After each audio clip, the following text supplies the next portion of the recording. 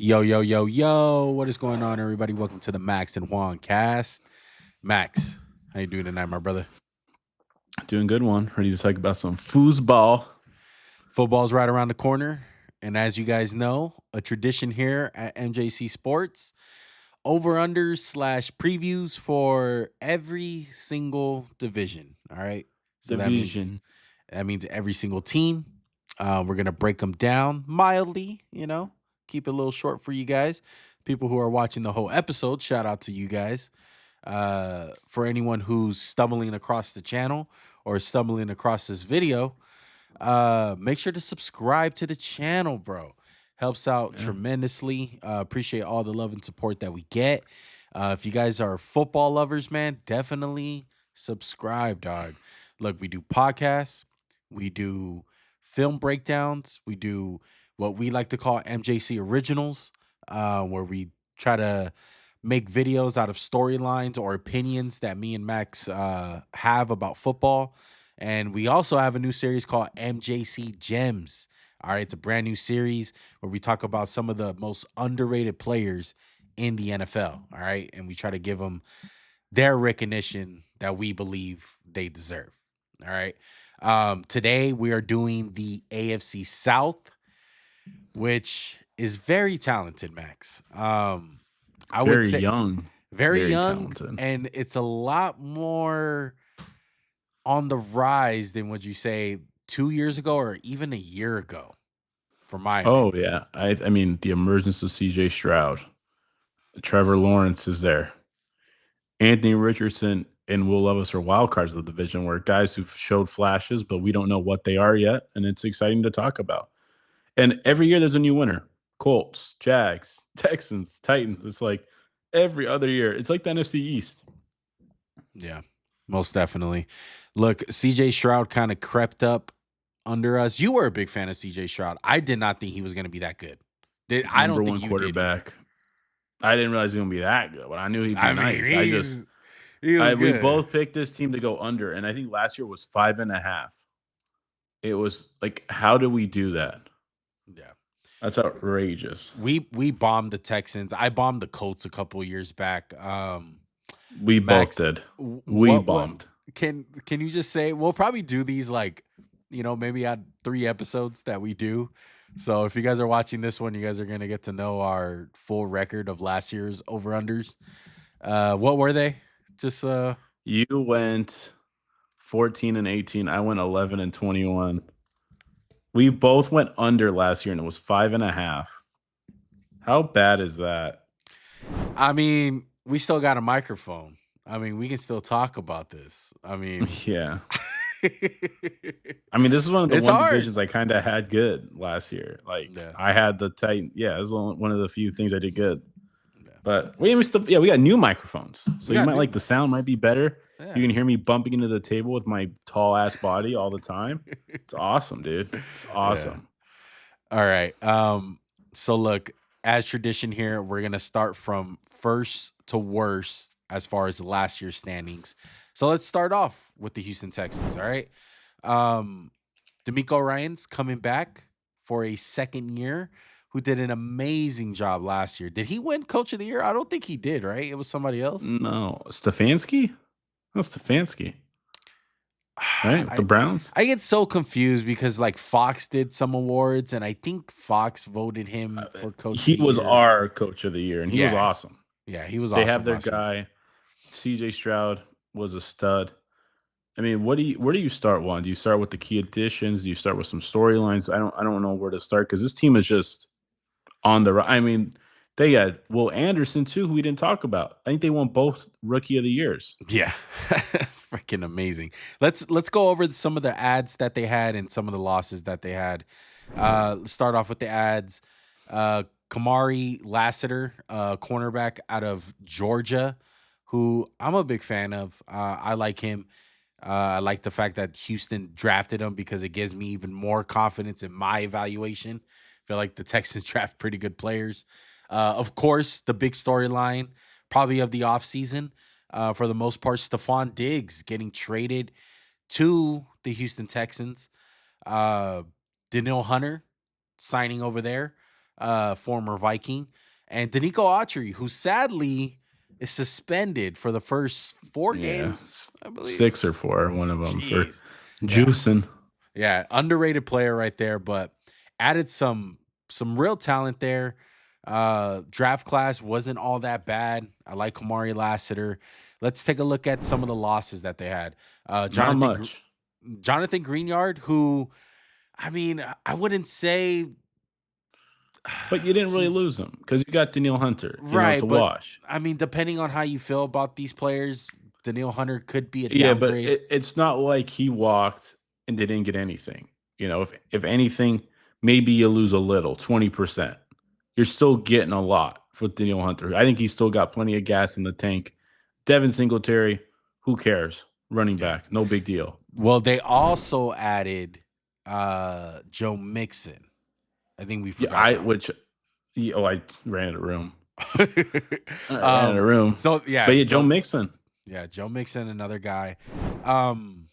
This team is stacked. Let's be honest, they are out of nowhere too.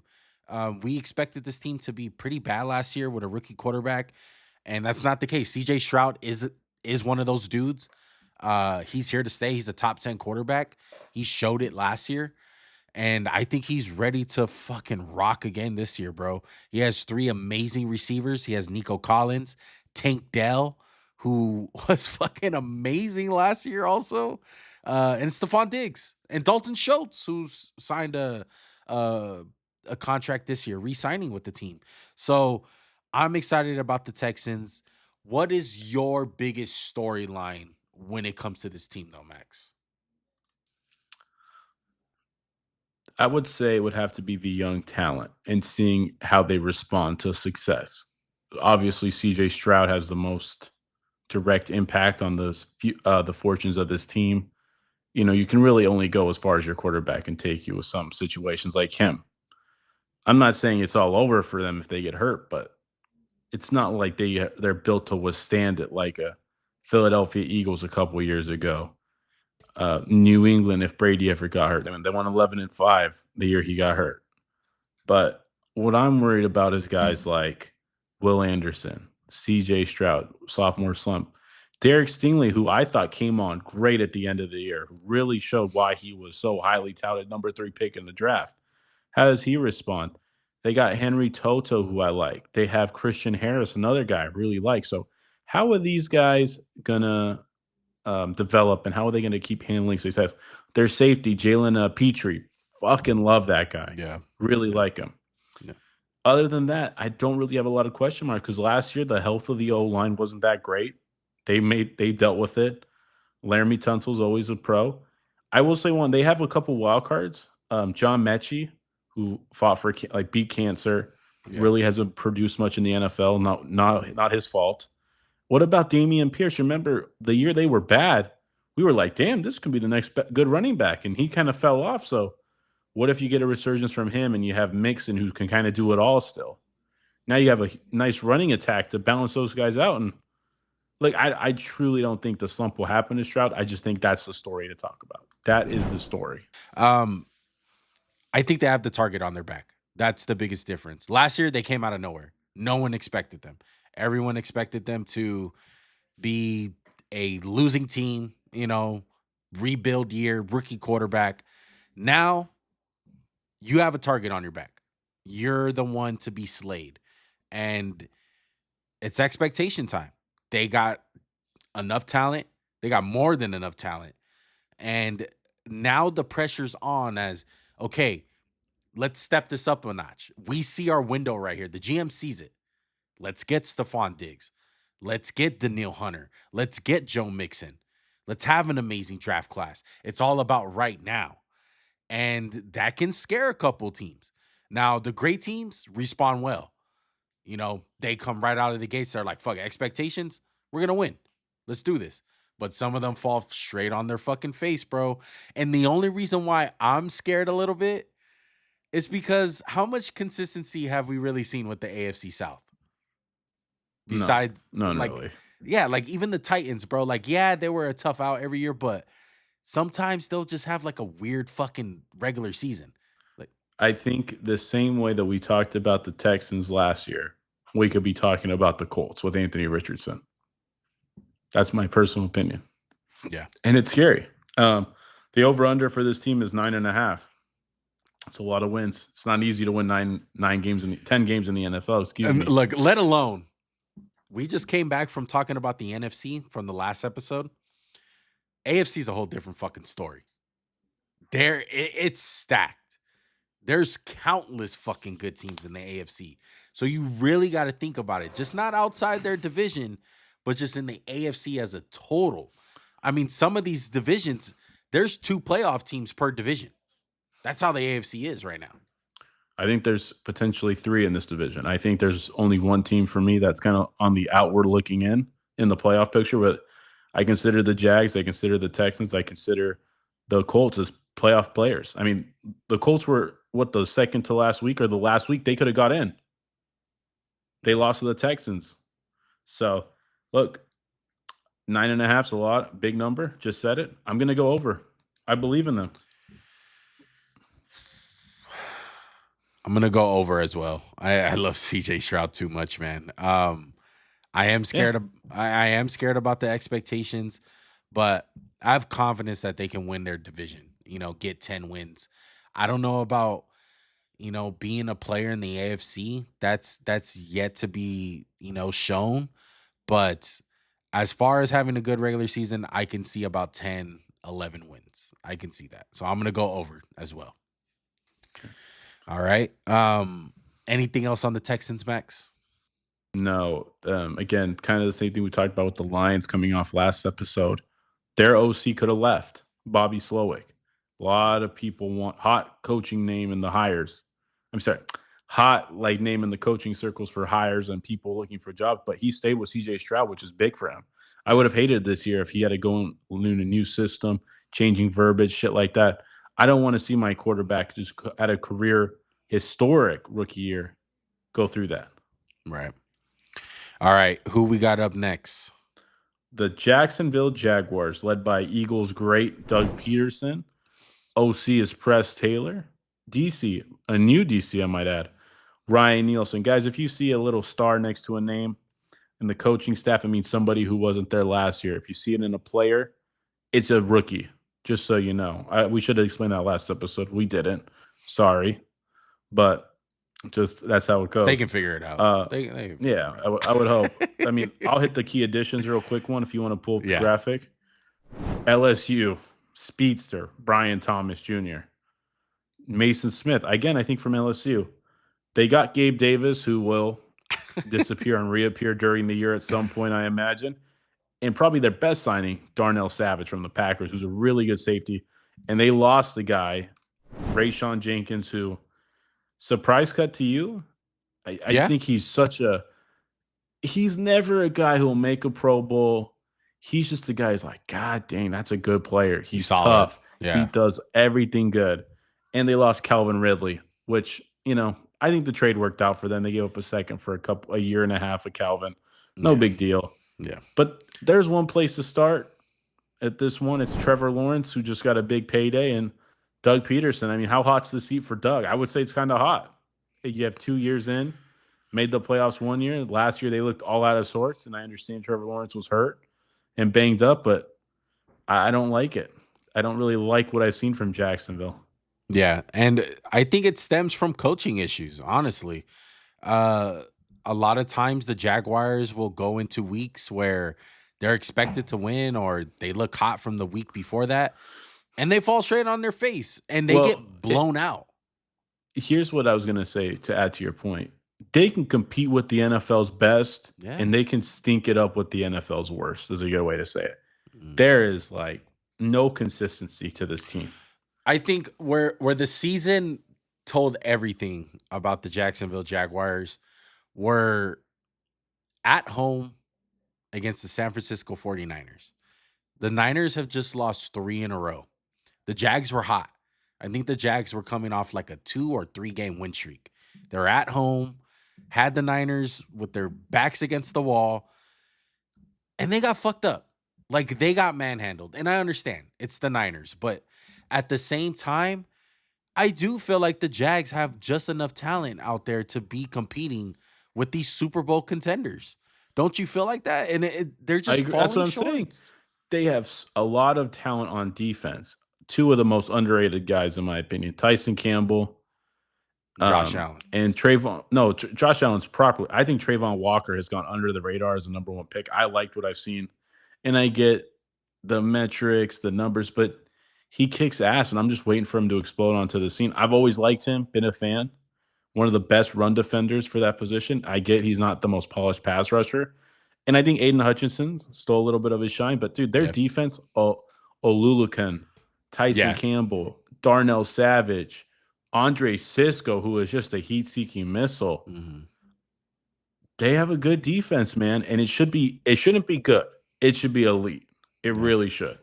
I mean, I can't wait for the breakout Gabe Davis game where everyone picks him up in fantasy. Oh yeah, fuck, can't wait. But I think besides that, how do you feel about that Brian Thomas pick? I mean, do you like the spot that he ended up at?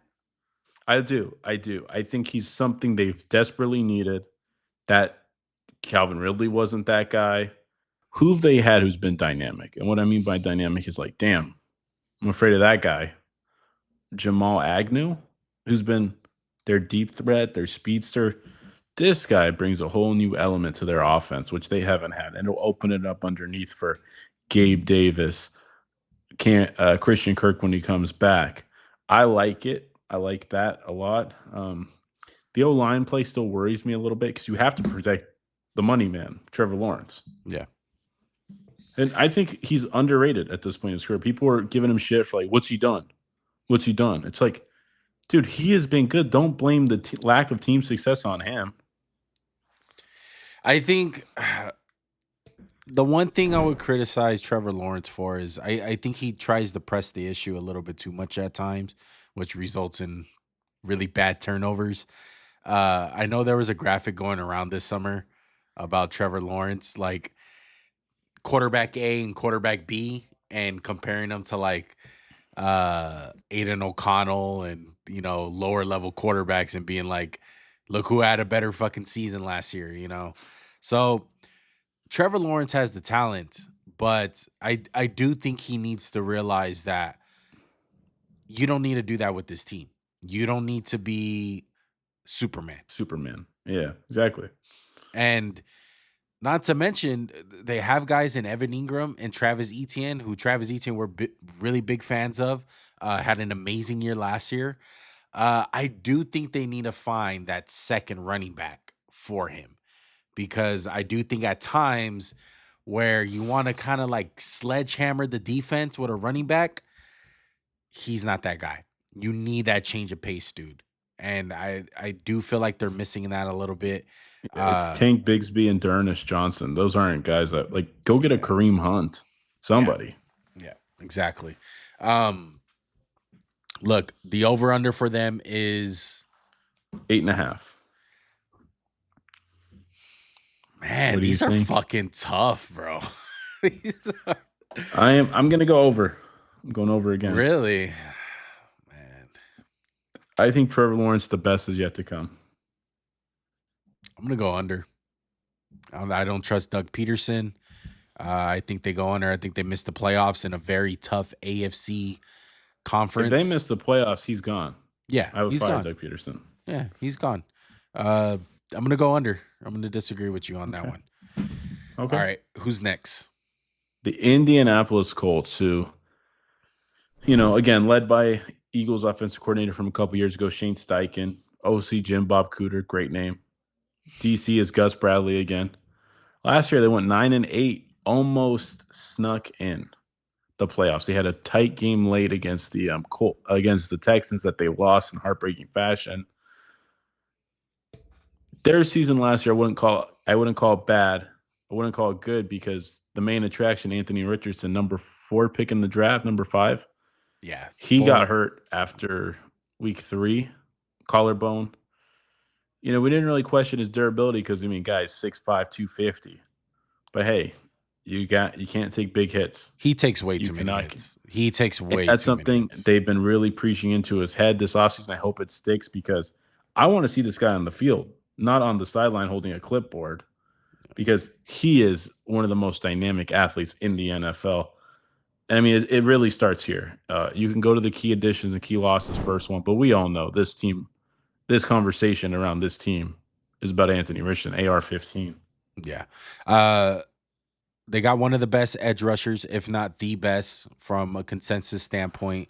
Latu out of UCLA. Uh, they got AD Mitchell from Texas, who me and Max are, we're fans of. I want to say big fans, but we like him. Uh, some of the key losses, Gardner Minshew now in Las Vegas, and Isaiah McKenzie. So not much. I know Michael Pittman got a contract extension with them, but you hit it right on the nose, Max. It's Anthony Richardson. He takes way too many hits, but what I seen last year from him, he single handedly got him in games, single handedly, like pure He was fucking leg and so arm. he was so far ahead passing wise than I thought he'd be. Yeah. I was like, It wow. was ugly though at times. It There was were times, ugly. absolutely, but the talent is undeniable. And I mean, real quick one, just to touch the offense: Anthony Richardson, Jonathan Taylor, Alec Pierce, really big, speedy receiver. Michael Pittman, underrated. Josh Downs, who had a lot of big moments last year. O line, like let's have a vintage O line. They have their boy Raymond, who I actually thought played good left tackle for them. Quentin Nelson, always good. Yeah. Ryan Kelly, always good. Hey, healthy Braden Smith, that's a dominant O line. That's a recipe you can win a division with. Yeah. Think about what Shane Steichen had in Philly: mobile quarterback, big play receivers, dominant O line. The one thing Shane Steichen didn't have was Jonathan Taylor, arguably best running back in football. Yeah. Well, look, he's gonna have basically an extra off season because he sat on the bench all of last year, so he's gonna have to get the mental part of the game. Like, I think one thing that I would love to see from Shane Steichen do with Anthony Richardson is get him in rhythm a lot quicker than he did, because it would be at the end of games, I felt like, where he would start getting a rhythm, and maybe not so get him involved in the game running wise so fucking like much Okay, earlier. how often do you think we'll see him used as a runner? I think he's going to be used a lot. That's what Shane Steichen does. He has one of the best like quarterback systems when it comes to I, I running. think I think it'll progressively get more. They're not gonna. I don't think they're gonna just throw him out there and say, "Hey, run, run, run." Right. I don't know. I don't want to see that from him. I want to see it like I'm obviously they'll do read options and stuff like that. Like, hey, just It's to going to threaten them. depend on But where he is. It's going to depend on where he is, because if he's at a I just point, want to see him healthy. if That's he's it. at a point of last year, like if he only got like 5% better as a passer, they're going to have to run him a lot. We're going to have to see, cuz if he's But not here's the that good thing: of a we don't passer, know. We don't know where he is technically yeah. passing. We don't really know. Yeah. We saw 3 games, 4 games. That's not enough to know. Yeah. And he got knocked out of one of his games on a touchdown run where he just got hit for no freaking reason. Yeah. That's one thing for sure. Like I said, he needs to learn how to fucking slide, bro. 100%. Uh Look, when it comes down to the defense, what are some realistic, you know, stuff that you expect to see out of Latu? Oh, I expect to see a very good season from him. I'm not saying, 15 sacks, 7.5, 10, maybe 12, but getting a ton of pressures. Hey, Quiddy Pay was a miss. We're ready to call that one a miss. Yeah. He's been good to okay. Never touched on great. Dave desperately needed somebody coming off the edge in Indy for like since maybe Robert Mathis. Yeah. Can you think of one good pass rusher? DeForest Buckner's a stud from the inside. I like a lot of guys on their defense. Zaire Franklin, underrated tackling machine. Kenny Moore, I always ride with him. Blackman, is they still have Blackman? He's freaking good if he's still there. I always Yeah. get there's so many Blackmans and Loves and shit. I always get confused. But Latu can really be a difference maker for this defense that needs to just find ways to create pressure without having to send people. And I mean, look, this is a long ways away from Darius Leonard, the Maniac days, who had a very short prime, but this defense can be good. I don't expect great. I expect maybe 15 to 10-1, somewhere in that range, maybe 20 to 10. Yeah. They could be somewhere in there. It won't be bottom of it. They have too much talent, but they don't have enough talent to be elite. Would you Yeah. agree with that? Because It's who are their hard. corners? I No think it's one. hard. It's hard to be elite with that type of defense that they play with Gus Bradley. Gus Bradley loves to play that zone. He doesn't really send all that many blitzes. Uh, he's gonna try to hit home with 4 most of the time, and Latu's They they don't they don't gonna have learn. enough. Yeah, They don't have enough to just go I can after see with him 4. struggling. I can see him struggling. What I want to see a realistic expectation, be fucking really good against the run, because on film he was great against the run. Like, he would make plays in the backfield. I want Oh, that yeah. from him. Off bat. Like, I want to see that right away. A lot of the great players, one that I can remember vividly of watching up really closely, Khalil Mack. Khalil Mack didn't get a lot. He had 4 sacks his rookie year. But what did he do? He was one of the best run defenders right when he stepped foot into the league. It's not all about sacks. I'm going to preach this all the time. It's not all about that sack number. Be disruptive, make plays in the run game, be effective like that. It's not all about the sacks. Um, as far as the over under goes, where are they at? 8.5. Jeez, man. Fuck Vegas, bro. Oh my goodness. I'm gonna go because they're probably gonna get 8. I can see them getting 8. I'm gonna go under. Under, bro. I'm I gonna go can't go over. over. I'm You're gonna gonna go go over every over, one of these. really? Yeah. Oh man, that's tough. Yeah, I can't do that. Can't do that. All right. Last team, right? Tennessee Titans. This is such a weird team. The new Look, look, man. yeah, New freaking look. this is the new look Titans. They hired Brian Callahan, coming from the Cincinnati Bengals. OC is Nick Foles. DC is Denard Wilson. Record last year 6-11. The Vrabel era is officially over. And it's a not for totally, on the field coaching. He still is one of the best coaches for my money. and he didn't deserve to get fired. I felt like this was No. the upper management decision. They wanted somebody else. They wanted to go in a new direction. I don't know, man. I feel like it's gonna go one way or the other. They're gonna fall straight on their face, so they're gonna be one of those teams where we look back. Wow. Can't believe we didn't think they'd be good. 100%. Exactly. And I some of the key additions make you feel like that. J.C. Latham, who a lot of people like coming out of the draft, Alabama, physical specimen. L'Jarius Sneed, all-pro cornerback from the Kansas City Chiefs. They wound up snagging him. Calvin Ridley, wide receiver, who's pretty good himself. Tony Pollard, running back, replacing Derrick Henry, who's in Baltimore Icon. now. Hall of Famer. Yeah, so like I said, a lot of new faces. They lost Aziz Al-Shahir, the linebacker, pretty decent linebacker. And like I said, Derrick Henry, Smoke Henry, bro. No more Tennessee for him, bro. So whole new look for the Titans. I don't know what to expect. I know that they're going to lean towards offense being their identity with Brian Callahan. What do you think? I think the hire of Brian Callahan signified one thing: we believe in Will Levis, and we're hell bent on finding out if he's the guy. I liked what I saw from him last year. I was blown away by how much I didn't think any of the quarterbacks last year were bad. Not except I mean Bryce Young being the exception to the rule, but maybe we'll put a little mulligan on that one. Yeah. But I was pleasantly surprised by what I saw with Will Levis. Look, do I think it's maybe enough for them to do something this year? I don't think so. I think they have 2 good offensive linemen, and one's a rookie, J.C. Latham and Skoronski. I don't really like Lloyd Cushenberry. Don't like Nicholas Petit-Frere. Not a big fan. Hey, they have D-Hop. They have Tyler Boyd. Who's Calvin hurt Ridley, already. Treylon Burks is a bust. I loved him coming out. But I just don't really see the identity of this team where they run the ball, play defense type of team. Not really. Their defense can be good. I will say that. That's the one thing I'm like, fuck. Could they win 7 games just because No, I feel like they're not going to be easy to run the ball against for sure. Yeah.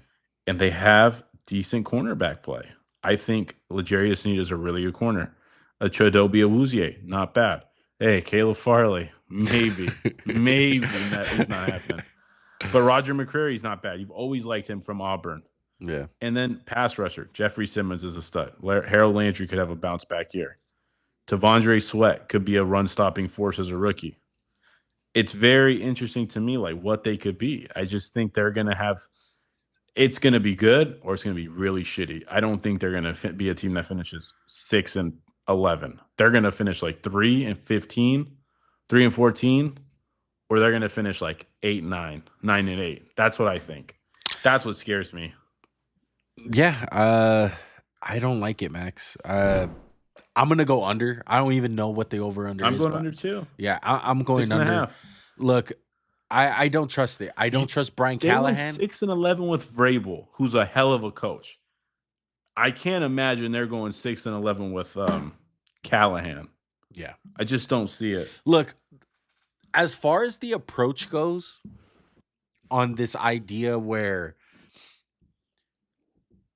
kind of like Daniel Jones had with the Giants, but they didn't do it right. So these are two examples.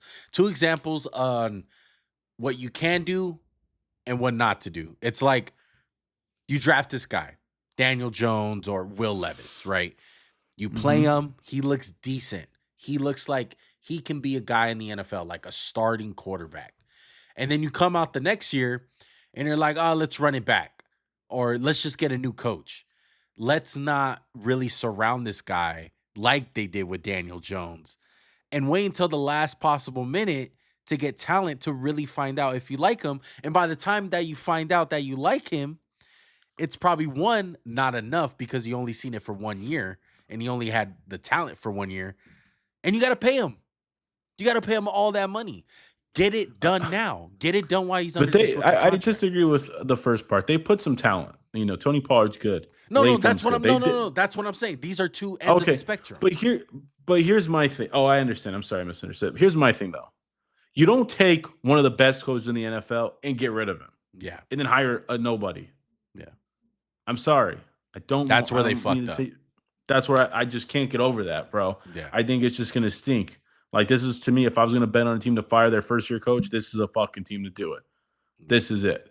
And it's not that I think Brian Callahan is not cut out. I just don't think you do that to a guy like Vrabel, somebody who puts your team on a fucking path, 1 seed, AFC championship game. You don't fire that coach. You don't do it. Especially when you came off a year where you were like, damn, we really could have won like 9 games if we had just been a little more healthy. That's it.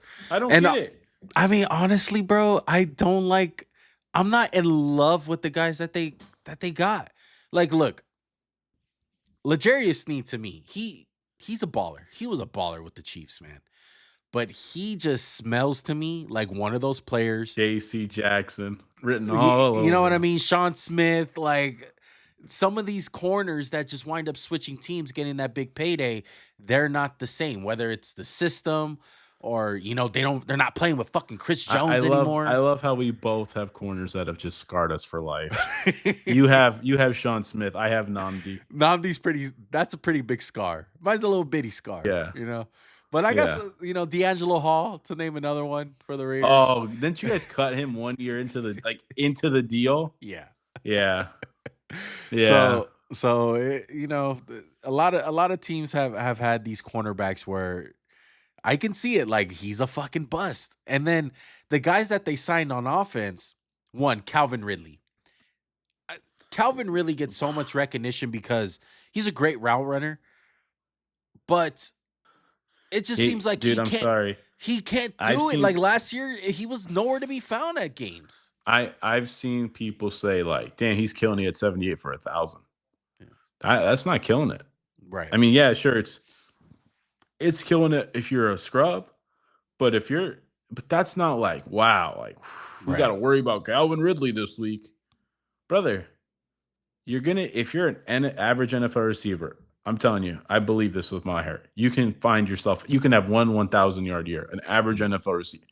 What if Romeo Doubs had 1,000 yards? Would you be like, holy shit?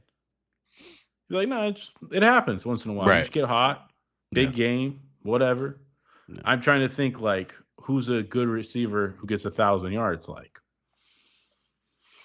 Who's a guy you could think of? Like, okay, Brandon Cooks. If he got 1,000 yards this year, would you be like, holy shit? You'd be like, oh, I Brandon mean, he Cooks, man. averages that shit, seems like. Yeah. It's not that impressive. Yeah. They're just good. It's not a difference maker. That's my Yeah, point. you're not saying it's trash. Calvin You're not Ridley is saying it's good. easy to do it, but No, it's not. But it's not like, wow. the way that they Holy talk about shit. him, though, like Yeah. you always hear players, they love Calvin Ridley because Calvin Ridley's he's very technical. He's one of the best route runners in the league. If you would take a poll, He disappears too much. it's just not a guy you want to depend on. Second victim, DeAndre Hopkins. Love him. Probably a future Hall of Famer, borderline. You know, you can have that argument. But let's just be honest. He's old. He's already hurt. I don't want to depend on those two guys. I don't. And then Tony Pollard, I mean, yeah, he was cool. Like he's a fun change of pace. yeah, like I don't like the guys that they're gonna have to depend on. And it's gonna be one of those situations where I can see Will Levis carrying a little bit too much of the load because maybe this guy, Calvin Ridley, didn't show up. DeAndre Hopkins is out, and they can't get the run game going with Tony Pollard. Like, I'm scared of that. But at least I think their O-line could derail the whole season. Yeah. Yeah. And then there's a lot of guys from that Vrabel team that are still on the squad, and maybe they're just stuck with a contract, and you think they're gonna play with as much heart as they did for Vrabel? I don't think so. I think it's gonna be a big culture shock for a lot of guys, like Jeffrey Simmons. Jeffrey Simmons has been there the whole time with Vrabel. You don't think he's gonna tell the difference with training camps? You could tell by the reaction of players when Vrabel was canned. Yeah. You can just tell. We're going under. I don't really know what else to say about this team. This is a team to me. It's kind of like you'll know after 3 weeks. You'll know after 4 what this team is. Yeah. You're not going to be like, oh, they might be something. No, we'll know real quick. Right. We'll know they're either be more competent than we thought, or they'll be just as bad as we think they'll be. Exactly. All right. I think that's going to do it. Let's go ahead and rank these teams as far as what we think they're going to finish at the end of the year. Max, you want to go first? I will go first. I am going to go Houston. I'm going to go Indy 1, Houston 2, Jacksonville 3, Tennessee 4. Wow, you're high on India. I am, but I'm also going into what you said where you can't have too much consistency. Yeah. I'm going to go Texans, Colts, Jags, Titans. Yeah. Okay. All right. Well, good show, brother. There you go. AFC South officially done. We appreciate you guys rocking with us, man. We hope you guys enjoyed these episodes, enjoy this mini series that we have, the preview / over-under series that we have going. We got new mics, trying to step our game up. We apologize for the technical issues in this one. My camera was bugging out. I was lagging. It was just not a good time, but yeah, shit happens. Yeah, shit technology. Happens. Yeah. Fuck technology. We appreciate you guys rocking with us, though. Make sure to subscribe to the channel, like the video. If you guys love football content, be ready, bro. Off season is over. We got MJC Originals. We got MJC Gems. We're gonna have more types of those videos coming out during the season. We won't be doing as many podcasts. Not saying that we're not gonna do any at all, but stay tuned. Stay tuned if you guys like that type of content. And until next time, we out. Peace.